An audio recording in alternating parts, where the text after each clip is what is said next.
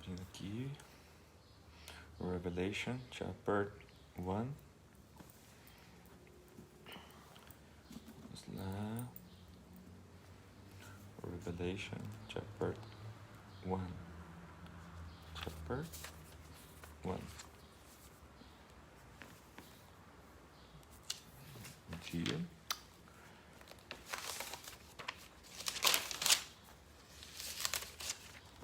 Vamos lá. Aguardando os nossos irmãos se conectarem. Bom dia. Bom dia. E sempre é Babi, né? Bom dia, filha amada. Bom dia. Abençoe. Conectando-se Ao Facebook Live, Estamos hoje, segunda-feira dia 14. de dezembro de 2020. Para iniciarmos mais uma devocional, mais um tempo de aprendizado, né? Mais um tempo onde nós podemos ler a palavra de Deus, aprender mais da palavra de Deus. Deixa eu acertar aqui. Isto. Aprendemos mais da palavra de Deus, né? Elucidarmos. Ó, tô falando difícil. Né? Elucidarmos. E nós vamos hoje, então, entrarmos em mais um desafio. Por que um desafio? Falarmos sobre o livro de Apocalipse, queridos, é sempre um desafio, né? E assim, o que eu queria estabelecer com vocês que vão nos acompanhar, o que eu queria estabelecer para a gente buscar ter uma coerência, buscarmos assim, não entrarmos em polêmica e sim buscarmos uma racionalidade. É importante vocês saberem que há várias linhas de interpretações e de estudos Exatamente. do livro de Apocalipse, tá? E é importante, a gente vai estar falando bastante sobre isso, né? Até no próprio capítulo 1 aqui, o capítulo 1 é uma introdução bem legal para a gente poder discorrer sobre isso que eu vou já começar a falar agora.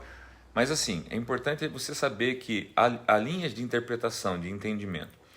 Mas o que é importante você saber é o seguinte, por exemplo, tá?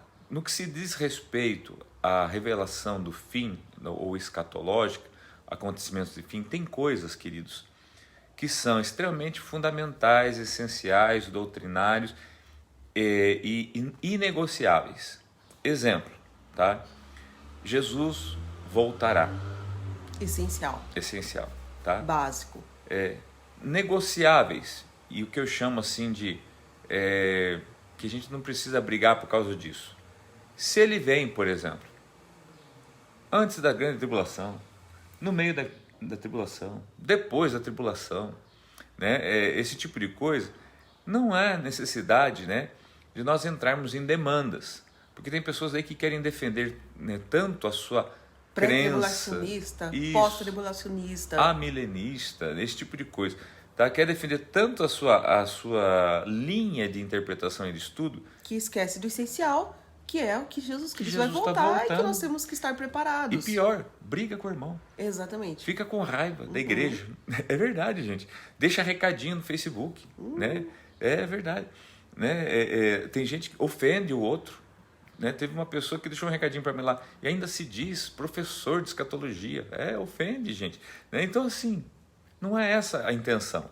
A intenção é o quê? É a gente poder ler, estudar, tecer alguns comentários. Claro que vem opiniões pessoais, né, junto. Mas, assim, aquelas que você concorda, legal. As que você não concorda, respeito. Eu vou ouvir as suas opiniões. Aquelas que você me acrescenta, eu concordo junto. As que eu não concordo com você, eu respeito, tá? E a ideia é a gente seguir esta linha nas de coisas estudo. Essenciais, unidade. Nas demais, tolerância. Amém? E assim, então, ficamos acordados dessa forma, que nem as professoras falam para as crianças no colégio. Combinado. Combinado. Né? Temos um combinado. Tá bom? Vamos lá, então? Então, gente, Apocalipse, capítulo 1. Tá? Vamos então iniciar a nossa leitura. Vamos lá, meu amor. Vamos lá. Revelação de Jesus Cristo, que Deus lhe deu para mostrar a seus servos o que em breve há de acontecer. Ele enviou o seu anjo para torná-la conhecida ao seu servo João, que dá testemunho de tudo o que viu, isto é, a palavra de Deus e o testemunho de Jesus Cristo. Feliz aquele que lê as palavras desta profecia, e felizes aqueles que ouvem e guardam o que nela está escrito, porque o tempo está próximo. Então, olha só, pastora, fazendo pergunta onde a resposta está no próprio texto, aí, né? Por exemplo, a revelação é de quem? De Jesus Cristo. A revelação é dele, tá? Que Deus deu para mostrar para quem? Para os seus servos. Então, significa que o livro de Apocalipse, será que é para quem não é servo? É uma revelação que Deus deu para quem não é servo de Jesus Cristo? Não, primeiro a pessoa tem que se tornar servo de Jesus Cristo para entender essa revelação. Então, será que, como é que deve ser o livro de Apocalipse, quem lê o livro de Apocalipse, lê a Bíblia, e não serve a Jesus Cristo? É um livro estranho, Muito. fantasmagórico, cheio de monstros, absurdo, Fictício, né? fictício, cheio de coisas assim, Sem sentido. sem sentido. Você entende? Então, veja bem, a revelação. E o que é uma revelação? Para mim, gente, para mim, o que fica mais claro, quando vem a palavra revelação, eu lembro lá da época que eu era pequeno, e tinha máquina fotográfica de filme, que tinha que revelar a foto, né? E era um filminho marrom que você tinha que mandar para revelar. Então, que passava por um processo, né, para poder revelar o que estava naquele filminho marrom, passar para o papel, as fotos batidas. Exatamente. Então, o que é uma revelação? É algo que está em oculto e precisa passar por um processo. Exatamente, para ser revelado. Ou seja, uma lente. E aqui está dizendo, olha, a revelação é de quem? De Jesus. Ou seja, então quem é essa lente que vai revelar? É Jesus. Se a pessoa não é de Jesus, Como é que vai ser revelado? como é que ela vai entender o livro de Até Apocalipse? porque precisa da ajuda do Espírito Santo para você entender isso. Senão Exatamente. você não vai conseguir compreender. Tá. Então, acho que a primeira lição que a gente tira logo no começo de Apocalipse é isso. O livro de Apocalipse é para quem tem, né, a lente de Jesus. É para quem tem Jesus. Não é que as pessoas que não têm Jesus não possam ler. Podem. Tá? Pode. Mas a interpretação Mas que vai se vai tornar ter totalmente é uma interpretação desconexo. sem a lente. É que nem eu tirar o óculos, mas eu não vou conseguir ler direito, né? Se a pessoa que lê, vai ler, vai ter uma interpretação, vai. Agora, vai ter uma revelação? Difícil, Não. porque não tem a lente, né? Tá? Ou vai ter uma revelação distorcida, tá bom? Então, foi para os servos, tá? E o livro da Revelação, ou de Apocalipse, fala sobre o quê? Tá lá. O que em breve há de acontecer. Então, ele fala justamente do que vai Coisas acontecer. que virão. Então, você veja que numa frase que quanta informação traz, né? Fala de futuro. E Deus, né, vai mandar tudo isso aqui, tá? O livro de Apocalipse, ele enviou através de quem? Também está aqui. Também está aqui. Ele enviou O seu anjo para torná-la conhecida ao seu servo João. Então, né, Deus deu a Jesus, que enviou esse recado através de um anjo ao seu servo João. Só para vocês irem montando aí. Olha quanta coisinha quanta informação a gente já adquiriu. Só nesses primeiros versículos. Isso mesmo, tá? E por que Jesus mandou através do anjo para João? Tá lá, versos 2. Que dá testemunho de tudo o que viu. Porque João era uma pessoa que dava testemunho. Do quê? De tudo. O que ele viu. E o que mais? Que viu? Isto é. A palavra de Deus e o testemunho de Jesus Cristo. Agora o versos 3 fala: felizes aquele que lê as palavras dessa profecia. Felizes aquele que lê. E felizes aqueles que ouvem e guardam o que nela está escrito. Porque o tempo está próximo. Interessante que é 3 coisas, né? Felizes o que lê, felizes os que ouvem, como você, e guardam o que está escrito. Lê, ouve, é uma promessa, e guarda. Né? E por quê? Porque o tempo está próximo. Está próximo. E eu falo que por muito tempo, pastora, me ajudou muito isso aqui, porque assim, por muito tempo eu lia, eu ouvia, tá? Eu guardava, mas eu não entendia. Eu não conseguia entender. E até hoje, irmãos, tem coisa aqui que eu não entendo.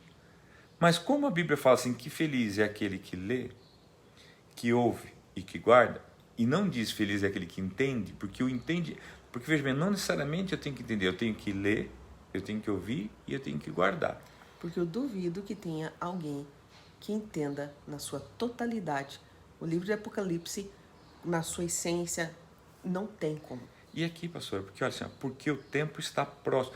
Ele fala de algo que está por vir ainda. Ou seja, o entendimento vai vir quando chegar. Daquilo, exatamente. Então, quando você lê, ouve e guarda, quando chegar, você vai entender. Então, não é para você entender antes mesmo. Mas tem coisas que eu espero que a gente não esteja aqui para ver, né? Exato, eu também. Né? Mas se tiver, né, você vai entender. Não, você entende? Então, assim, por isso que eu falo, não é um livro para entrar em demandas, em discussões. Não, lê, ouve, Feliz guarda. é aquele que lê, então é importante que você leia. Não somente ouça aqui, depois também leia lá. Talvez procura ler mais capítulos e faz as tuas perguntas também. Coloca aqui para nós, mãe, envia as tuas perguntas assim. Eu creio que vão aparecer muitas, tá ok? Sem dúvida. Vamos continuar? Vamos lá. Versos 4, então. João, às 7 igrejas da província da Ásia. A vocês, graça e paz da parte daquele que é, que era e que há de vir, dos 7 espíritos que estão diante do seu trono, e de Jesus Cristo, que é a testemunha fiel, o primogênito dentre os mortos e o soberano dos reis da terra. É importante a gente explicar essa introdução. A gente vai devagarzinho para ficar bem claro. Isso, tá? Acho que não faz mal, gente, se nós gastarmos um tempo maior aqui em Apocalipse. Faz necessário. Tá, então agora, lembra que foi o anjo lá entregou para João, né, essa revelação, agora fala então João, tá? A quem? Né? As 7 igrejas da província da Ásia. Da Ásia, tá? A gente não vai falar muito sobre isso agora, porque depois a gente vai tem capítulos que vai falar específicos sobre cada uma delas, tá? A vocês, graça e paz, a saudação, tá? De quem é essa saudação? Daquele que era, né? Que há de vir, não, aquele que era, que é e que há de vir, né? Aquele que é, que era e que há de vir, né? Dos 7 espíritos, aqui a ideia dos 7 espíritos, tá? Que fala que estão diante do trono, tá? É a ideia de uma plenitude. 7 sempre é o número de uma plenitude. Sim. Então, ou seja, né? De Deus, tá? A ideia de Deus e de Jesus, porque normalmente o nome de Deus não era citado, principalmente, né, na cultura judaica, pode ver, eles não falavam Deus, né? Era sempre o Eterno. Então aqui se refere aos 7 espíritos como uma plenitude, ou seja, de Deus, tanto que fala depois, e de Jesus Cristo, e que é a testemunha fiel, né, o primogênito dos mortos e soberano dos reis da terra. Né? O soberano, porque é o rei dos reis aqui na terra. Tá? Vamos lá. Ele nos ama e nos libertou dos nossos pecados por meio do seu sangue, e nos constituiu reino e sacerdotes para servir a seu Deus e Pai. A ele sejam glória e poder para todos sempre. Amém. Aqui é importante, tá? Ele nos ama, pastora. Tenha certeza disso. Diga sempre, ele nos ama, ele nos ama. Ele nos ama. E por ele nos amar, então ele nos libertou, tá? Nos libertou do quê? Dos pecados. Qual é a única coisa que nós somos presos, irmãos? Qual a única coisa que te prende a tua vida? É os pecados. Então ele libertou da única coisa que ele precisava libertar, que é do pecado. E ele libertou. Se você crê nisso, se você aceitou Jesus, se você entendeu, né, o que significa o sangue dele, então ele te libertou, tá? Ai, que benção, chegou uma mensagem. Ele te libertou, tá? Por meio do quê? Do seu sangue. E nos constituiu. Agora observe isso, pastor. No que ele constituiu? Reino e sacerdote. Quantas vezes você já ouviu falar assim, ele nos constituiu reis? Não é reis, é reino. Sabe por quê, pastor? Eu descobri. Porque se a gente lê reis, o rei, ele governa. E agora, o reino é governado pelo reino. Exatamente. Olha só, se ele nos constituiu reino, quer dizer que ele, que é ele, e governa nós. Por isso que Jesus fala assim, orem assim, que venha o teu reino. Quer dizer, que você governe sobre nós. Então ele está dizendo assim, e ele nos fez reino. Nos constituiu reino e sacerdote. Ou seja, ele é o rei, nós somos o reino. Ele reina em nós e sacerdotes. Porque nós podemos aqui, nós somos os sacerdotes que vamos né, obedecer o rei. Exatamente. Gente, isso aqui é tremendo, é muito legal. Né? Para servir o seu Deus. Exatamente. Né? E a ele seja glória e poder para todos sempre. Jesus, é muito legal. Né? Eis que ele vem com as nuvens, e todo o olho o verá, até mesmo aqueles que o traspassaram. E todos os povos da terra se lamentarão por causa dele. Assim será. Amém. Eu sou o Alfa e o Ômega, diz o Senhor Deus, o que é, o que era e o que há de vir, o Todo-Poderoso. Então aqui é uma verdade essencial, gente. Tá bem claro aqui. Tá bem claro. Uma informação muito clara. Isso. Ele vem. E aqui não está falando da vinda dele, daquela que ele já veio, como criança, como veio em carne, para morrer na cruz. Não tá. Aqui está falando da segunda vinda dele, tá? Onde? Que fala assim, até mesmo aqueles que o transpassaram. Ou seja, falando daqueles que mataram ele. Está se referindo aos povos, né? As pessoas que mataram ele. Lá atrás. Né? Vão ver ele, todo olho o verá. Ou seja, qual que é a verdade fundamental aqui? Todo mundo vai ver. Todo mundo vai ver. E que, ímpio, cristão, cristão, né? Todo mundo vai ver. Tá, mas a verdade, assim, imutável é o seguinte, ele vai ver, tá? Então é isso que eu quero que você grave. Ele vai voltar. Com tá? os nuvens. Isso, tá? Então, assim, agora, quando vem, data que vem, antes ou depois, sabe assim, se vem, se todo mundo vai ver ou não vai ver, tá escrito aqui, todo olho verá. O olho o verá. Tá bom? Então, isso é importante você gravar, tá? Ele vai voltar? Sim. Eu acho que Jesus não vem mais. Não, vem sim, tá escrito. Vem e todo olho verá, tá? Pode vir hoje? Mas ele vai arrebatar amanhã? Todo mundo, ele vem para todo mundo na terra. Isso aí a gente vai ver depois, tá? Mas agora, o que se precisa saber é o seguinte, ele vai voltar. Isso é fato. E todo mundo vai ficar claro para todo mundo que ele voltou. Mas ele vai reinar aqui na terra? Não, ele vai arrebatar o pessoal para o céu, ele vai voltar para o céu. Isso a gente vai ver depois.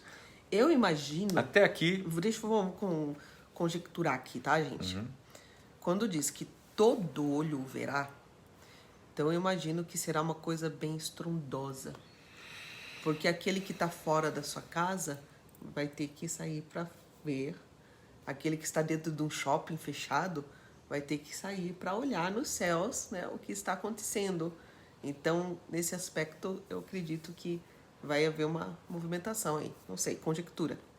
Opinião pessoal. Na verdade, muita coisa pode acontecer. Porque, assim, se a gente for ver hoje na era tecnológica...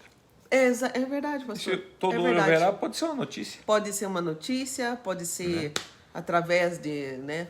Está acontecendo nesse momento Isso. Um tsunami na Indonésia. Daí, notícias ao vivo. Sendo ao vivo, a tsunami, todo mundo está olhando, né? O avião que mesmo. bateu lá no World Trade, todo mundo está olhando e pum, Jesus vem tudo, né? Tudo. Então, quer dizer, também é muito fácil, né? De isso. Agora, por isso que eu falo, o importante não é, né, o como todo olho verá, e sim que vai ver, sim que ele vai, que ele vem. Isso que é importante. Isso é essencial. Né? Isso faz parte do essencial. Se eu vou ver ele de óculos ou de Ray-Ban, não importa, né? Importa que ele vem, né? Você precisa ter essa fé no teu coração. Ele vem, ele vai voltar. Se na nossa geração ou não, eu creio que sim, mas ele vem, tá? Você precisa ensinar para os seus filhos, você precisa crer nisso. Falar com a sua família. Né? Eles precisam ter essa com certeza. Seus filhos, conversar com eles, falar assim, gente, preciso passar uma informação para vocês. E queridos, não fica com aquele negócio não. Eu tenho medo de falar para os meus filhos que Jesus vem, porque eles ficam com medo. Melhor que eles ficam com medo, mas vão pro céu, gente, do que ficar... Não, eles ficam assustados. Né, sem medo e aqui no inferno. Gente, isso faz parte da pedagogia ou andragogia de Deus. Não é que ter medo, é temor.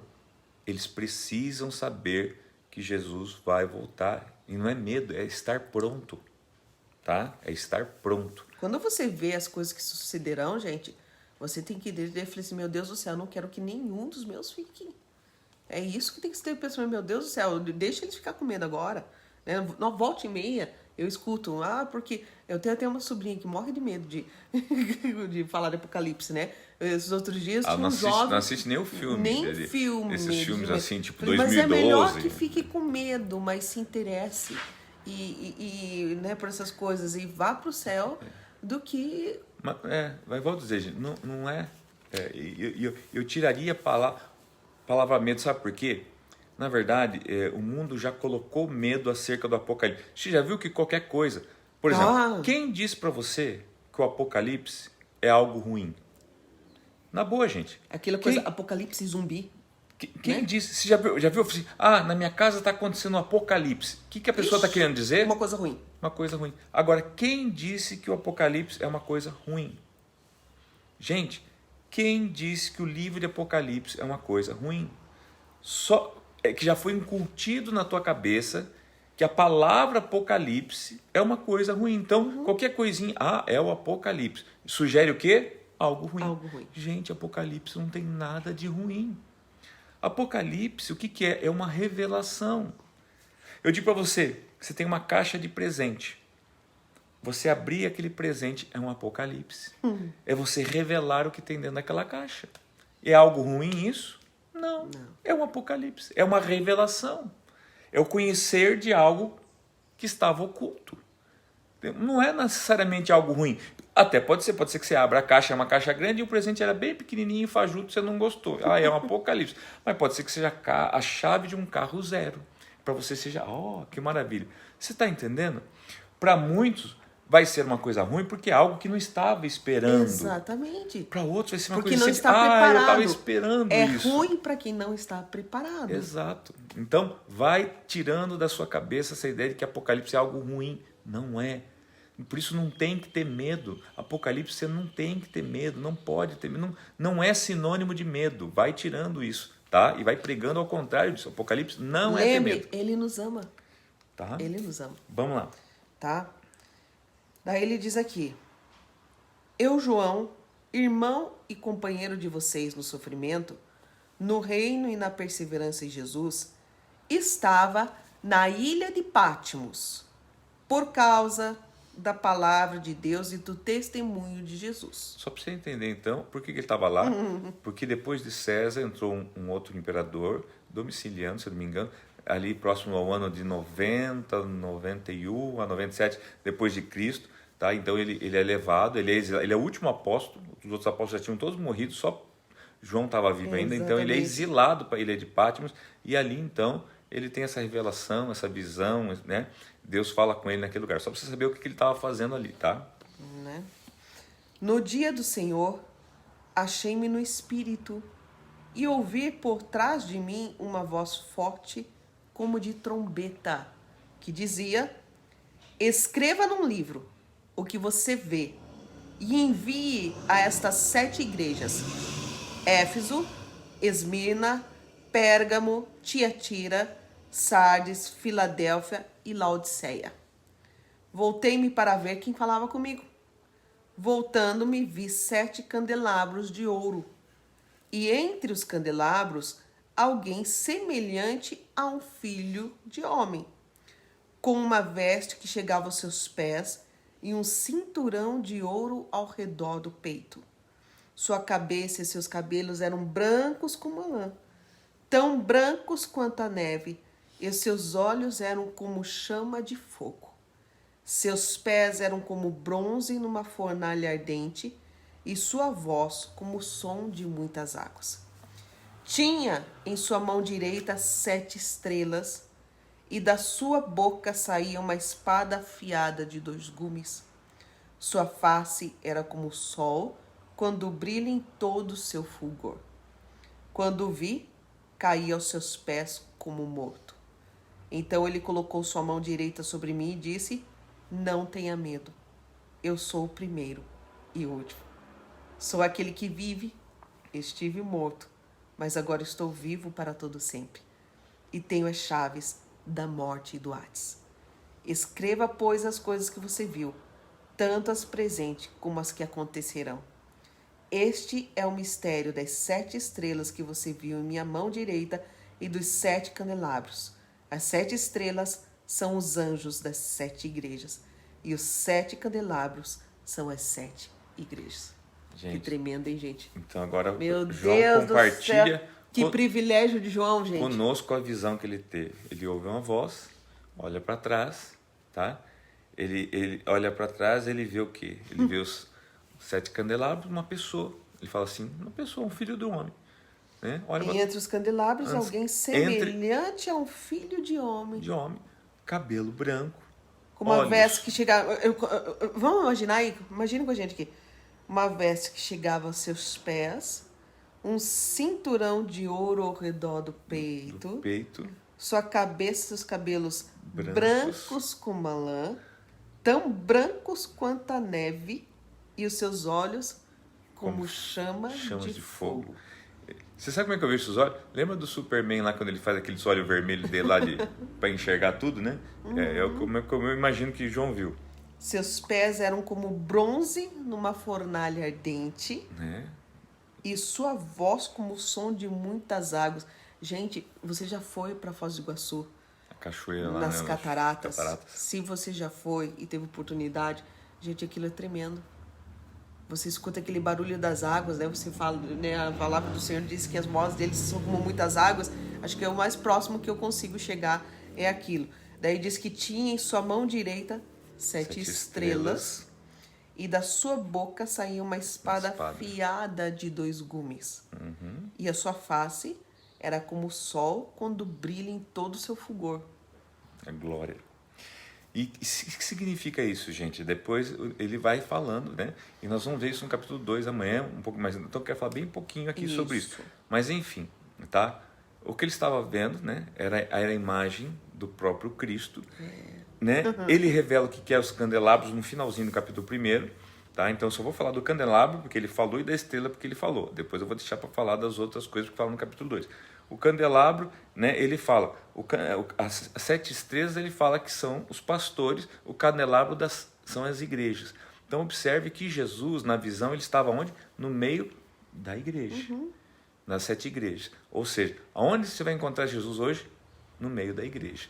Não é a igreja prédio, a igreja, mas a igreja é corpo de Cristo. Jesus sempre vai estar no meio da igreja, junto com o corpo de Cristo, com as pessoas. Né? Você nunca vai achar Jesus preso numa caverna, sozinho, você no seu... Né? Não, ele vai estar no meio da igreja. Por isso que a Bíblia fala assim, onde 2 ou mais estiverem reunidos no meu nome, eu estarei no meio da igreja. Porque onde 2 ou mais, vira uma igreja. Exatamente. Daí Jesus está lá. Não é onde um, tá? Você aí que é, né, eunuco, você que gosta de andar sozinho, tá? Jesus sempre está onde 2 ou mais. A igreja começa onde 2 ou mais estiverem reunidos no meu nome. Grava isso, tá bom? E então a visão de João justamente era essa, né? Ele viu os candelabros, que ali na visão se referia às igrejas. Jesus estava ali andando, né, no meio deles, tá? Jesus tinha as 7 estrelas na mão direita, tá? Que significavam 7 pastores daquelas 7 igrejas, tá? Na mão dele. Ou seja, né, os guias dessas igrejas estão nas mãos de Deus. Você que pensa aí, né, que as pessoas que estão dirigindo as igrejas não estão na mão de Deus. Ele diz as 7 estrelas são os anjos das 7 igrejas. Os anjos das 7 igrejas. Está na mão. E os 7 candelabros são as 7 igrejas. Está na mão dele, queridos. Jesus significa assim, eu tenho o controle. Você pensa que ele não tem o controle? Eu penso que ele não tem o controle. Porque eu não concordo com a igreja tal, porque o pastor tal. Né, aquele cara fala, gente, ele tem o controle. Deus tem o controle. Jesus tem o controle. Ele nunca perdeu o controle de nada, tá? E graças a Deus não depende nem de mim nem de você para isso. Nós temos que obedecer a Ele e ser fiel onde Ele plantou a gente. Ele plantou eu aqui, eu tenho que ser fiel aqui onde Ele me plantou, tá? Seja fiel a Deus aonde Ele plantou você. Entenda isso, tá? Porque Ele não perdeu o controle de nada. Ele nunca perdeu o controle de nada. Os seus cabelos brancos significa, né? A ideia de... O que significa para nós uma pessoa de cabelo branco hoje? Uma pessoa velha? Não. Uma pessoa experiente, sábia, sabedoria divina, né? Não é uma pessoa velha. Os seus olhos como de fogo, né? Olhos que podem contemplar, que podem ver tudo. Por isso que eu falo do Superman, porque era um olho que faz raio-x, né? Que contempla tudo. Não existe nada que fique oculto aos seus olhos.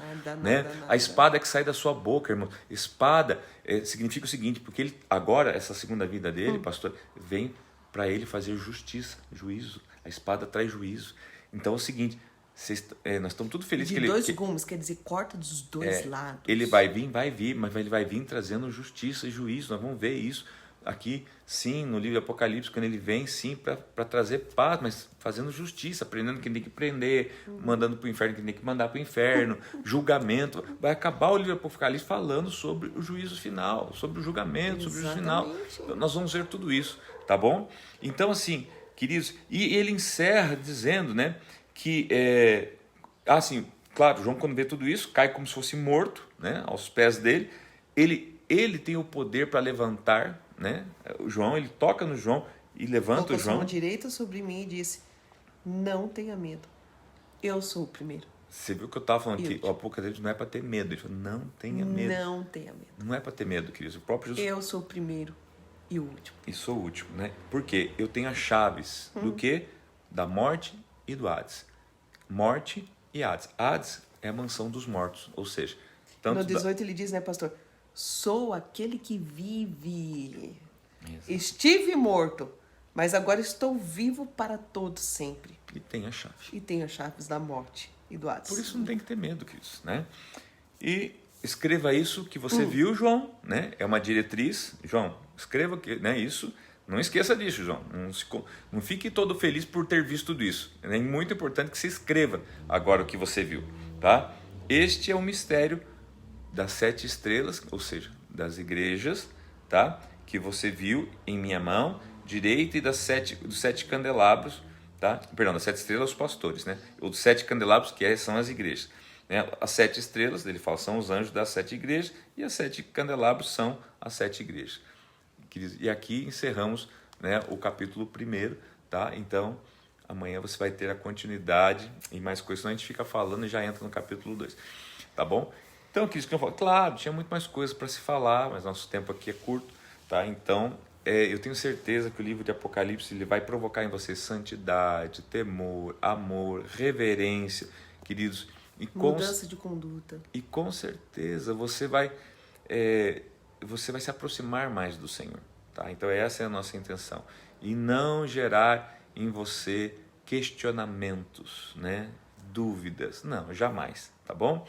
Que Deus abençoe o seu dia, sua semana, né? Que você possa ter encontros como o de João, transformadores, né? Encontros que marcam a vida e a vida da pessoa nunca mais passa a ser a mesma, né? Então, e observe que João, você vê um encontro como esse, né? Com uma visão dessa, né?